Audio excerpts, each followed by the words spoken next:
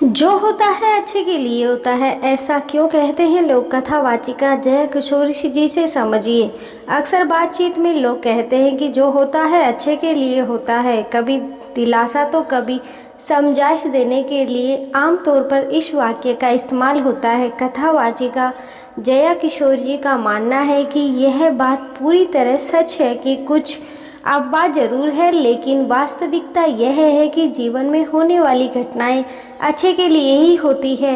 इला गोस्वामी से बातचीत में जया किशोरी ने कहा है कि जब इंसान कम उम्र का होता है तो कई ऐसी चीज़ें होती हैं जो हमें बेहद पसंद होती हैं। उम्र बढ़ने के साथ हमारे लिए उसका महत्व कम हो जाता है, फिर कोई दूसरी चीज़ हमारे लिए ज़्यादा महत्वपूर्ण हो जाती है। जया किशोरी ने अपने उदाहरण देते हुए कहा है कि लोग उनके बेड अपोर्ट्स और मैच्योरिटी को लेकर अक्सर उनकी तारीफ करते हैं।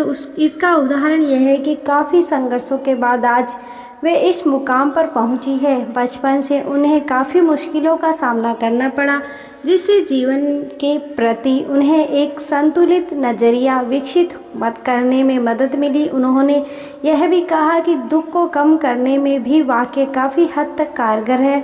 जीवन में कुछ बुरा हो जाए और हम मान लें कि यह अच्छे के लिए हुआ है तो दुख कम हो जाता है। इतना ही नहीं, इससे हम अपने लक्ष्य के प्रति ज़्यादा फोकस बना जाता है। जीवन में अपने संघर्षों की चर्चा करते हुए उन्होंने कहा है कि कई बार उन्हें रिजेक्ट किया गया, लोगों ने उन्हें गंभीरता से नहीं लिया, इसका दुख उन्हें हुआ, लेकिन इससे उन्हें जीवन में संतुलित नज़रिए बनने में मदद मिली। उन्हें अब भी दुख होता है जब चीज़ें उनके विपरीत होती हैं या परिस्थिति अनुकूल नहीं होती। अब भी रोती हैं, लेकिन कभी ऐसा नहीं सोचती कि अब कुछ नहीं हो सकता या सब कुछ खत्म हो गया है। वे अब ये सोच चुकी हैं कि जीवन के किसी भी पड़ाव पर केवल अच्छा या बुरा नहीं हो सकता, हमें एक साथ ही दोनों का सामना करना होता है। बातचीत के दौरान जया किशोरी ने एक नसीहत भी दी है कि भावनाओं को कभी दबाना नहीं जाना चाहिए। उन्होंने कहा है कि समाज के